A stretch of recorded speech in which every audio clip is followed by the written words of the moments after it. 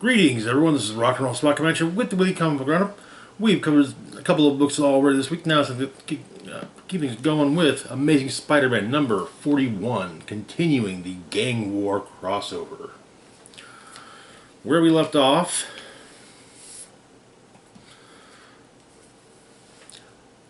the Lincolns, Lonnie, Tombstone, and Janice, Beetle, were both dealing with members of the Fisk family. Janice with Richard Fisk, aka the Rose,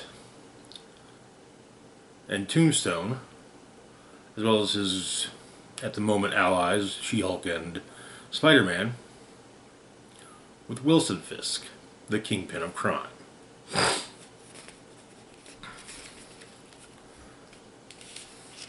So the issue opens with basically something of a meeting between Fisk and Lincoln.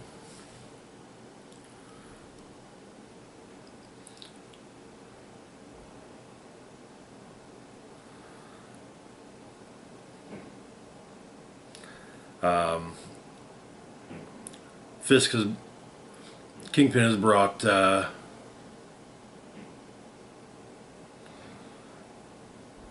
small army of Hellfire goons, as well as his wife, Typhoid Mary, who appears to be flirting with either She-Hulk or Spider-Man.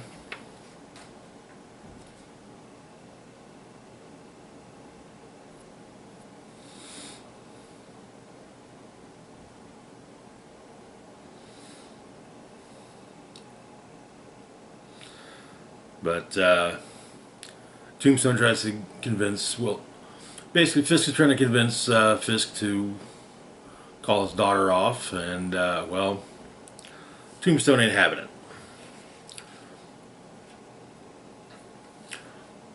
Fisk and Lincoln go hand to hand. Elsewhere, however,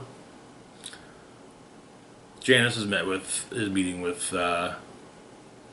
Richard Fisk and his enforcer, Digger, a big old gamma zombie. But most of the issue is the fight between Tombstone and Kingpin's forces, including the fact that Mary's swords are adamantium dipped. The edges are adamantium dipped. Page that have your anniversary on Krakoa. And actually can cut She-Hulk. But Janice and her crew do what they can to deal with the Rose, including what seems to be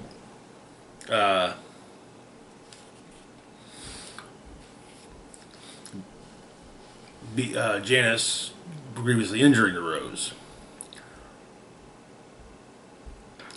Madame Mask is following along and discovers she may, with Kingpin back, that she may have a use for her father after all.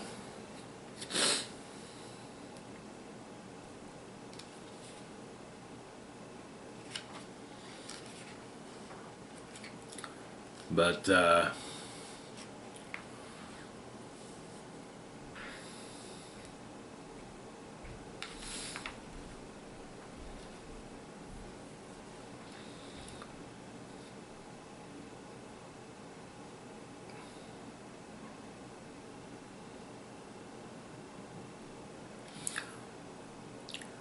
while Janice deals with and her people deal with Rose and Digger, more Hellfire troops show up, and in the midst of the fight between Fisk and Kingpin gets a call. He simply tells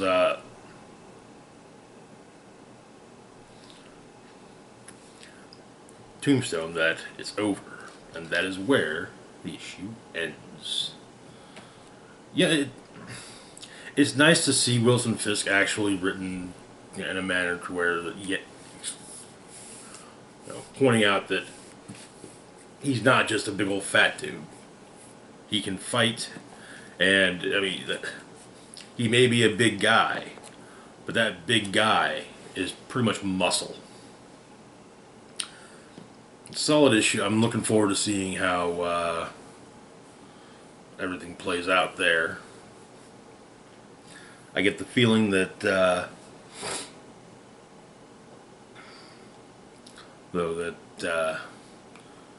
Janice and her forces probably pulled a W. We'll find out. Moving on to our next book, we've got Venom number 29. So we're back to focusing on Eddie Brock, who has been trying to get back to, well, his son Dylan. And it's, well, this means time traveling through a variety of stranger means than normal. Primarily the utilization of the symbiote. Turns out there are multiple Eddies in Meridius's garden, including Meridius himself. Meridius explaining that each of the Eddies there is basically a Eddie from a different point in time.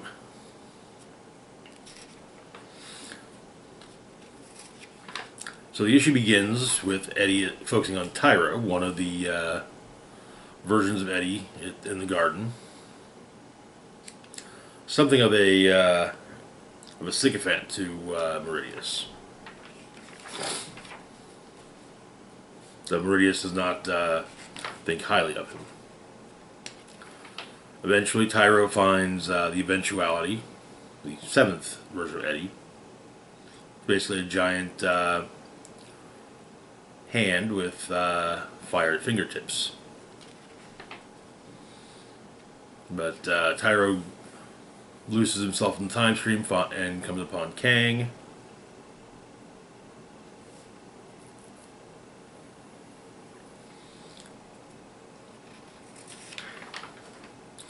Kang trains him.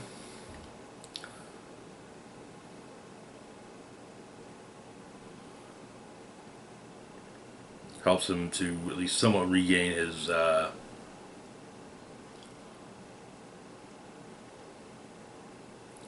confidence as well as control over the symbiote in exchange for symbiote soldiers.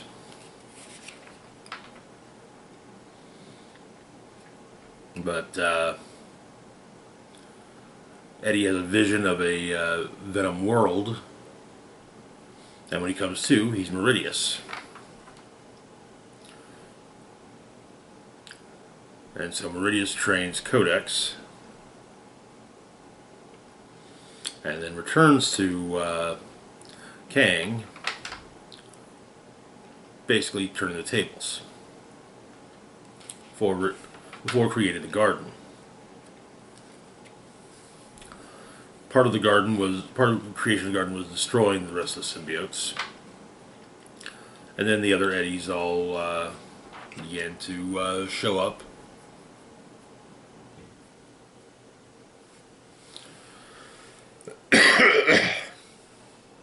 Though at one point Meridius does remember that Tyro was trying to tell Meridius something. Which means he was trying to tell himself something. But what was it? He can't seem to remember.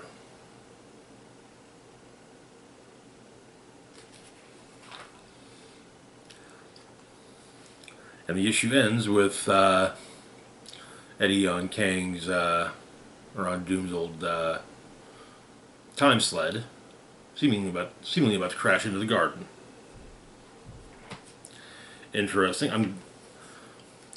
I'm not complaining about the focus on Dylan. I'm quite happy with the focus on Dylan, but yeah, it has been a bit since we've had spent some time with Eddie.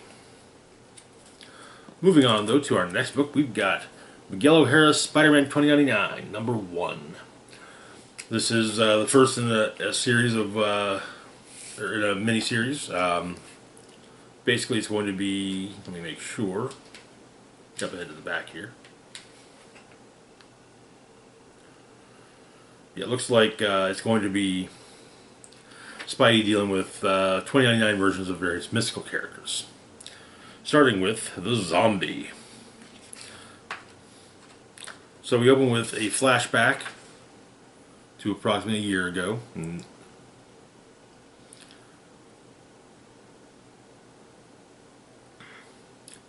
But a couple's attacked in what appears to be a cemetery. The wife is attacked by zombies. Months later, the wife has been used to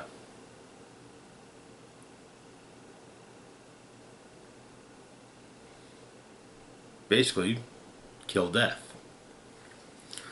But Spidey's things in Nueva York are quiet for Nueva York. As Spidey puts it, anything less than a dull roar is a gift, but he'll take it. Apparently, Miguel and his mother are reconnecting. But she shows up. She's not doing too well, and attacks Miguel. Not just physically, but also emotionally. Saying some extremely hurtful things. Apparently, Miguel and his mother had a bit of a fall. Had over the years a bit of a falling out. So Miguel takes her to Blade beneath 110th Street, and he has a chamber that they can put her in, which they do, mainly for study. But it's apparently a two-pronged subject, having to go after Blade going after Dr. Hector Southey, the scientist from the beginning, looking into his treatment zero, and Spidey going to the barrio to see what's going on there. The barrio is currently barricaded by the public eye, but Spidey makes his way in, finds the remains of Barrio Man, or at least his remains of his costume. But Spidey fights off zombies in Nueva York and in the barrio. Blade deals with Southie's zombies in Nevada. But Southie himself is in the barrio.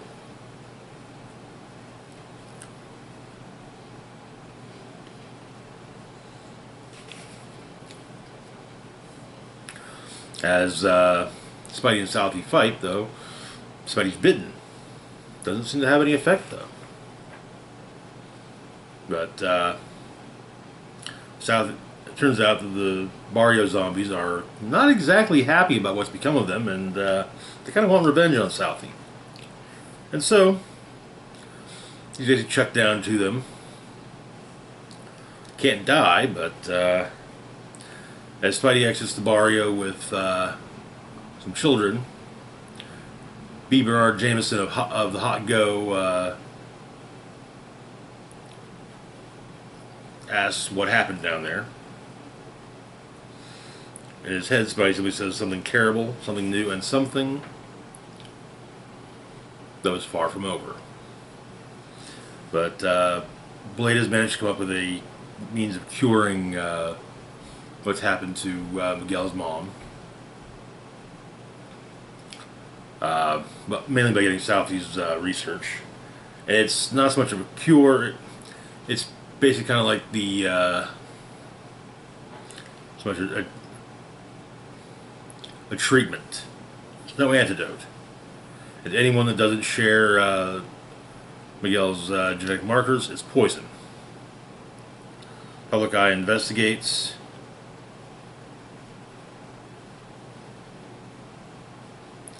Finding some of Dr. Southey, enough to declare him dead and cover things up. In Nevada, there's still the remains of the incapable of dying zombies are also found. All of Southeast research is entrusted to Ghost Rider's Vault of Forbidden Science, and the Zeros are transported to Ceres, a dwarf planet in the asteroid belt, uninhabitable to humans, but to them a fresh start, far from mortals walking the earth.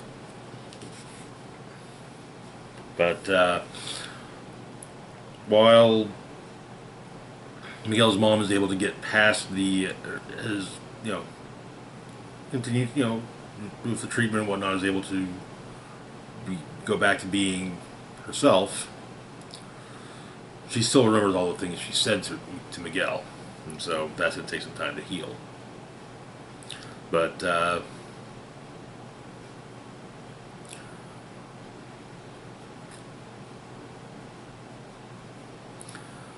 and while she figured out how to live with herself, Spider-Man is going to be doing her work in the barrio. Basically saying, if you come for the barrio, you're coming for Spider-Man. That is where the issue ends. Good start. I'm always happy to see a new Spidey 2099 mini.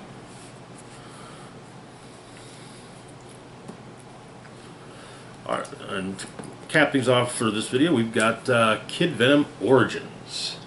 So this basically just reprints the Kid Venom story from Edge of Venomverse. No new add-ons or anything. But in 977, the outskirts of the capital in Japan, an Oni is attacking. The Oni is basically Carnage.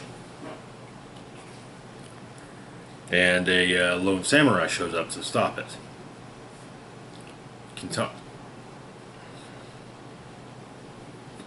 Kintaro and Clinter.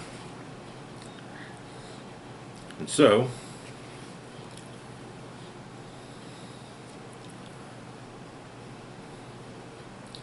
Kintaro deals with the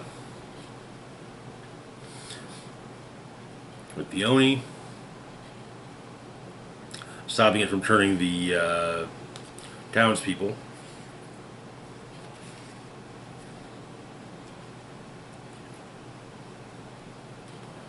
But Kid Venom manages to remove the symbiote from its host, a bear, which has been returned to where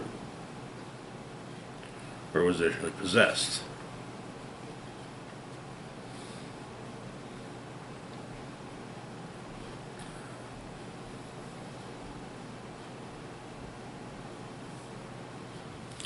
But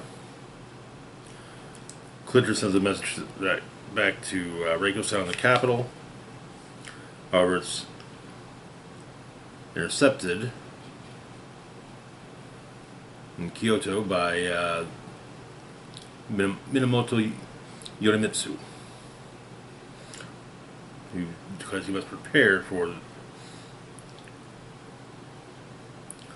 Clinter's return. That is where the story ends. I enjoyed this story when it was being released in Edge of Venomverse. I'm glad to have it in a single volume.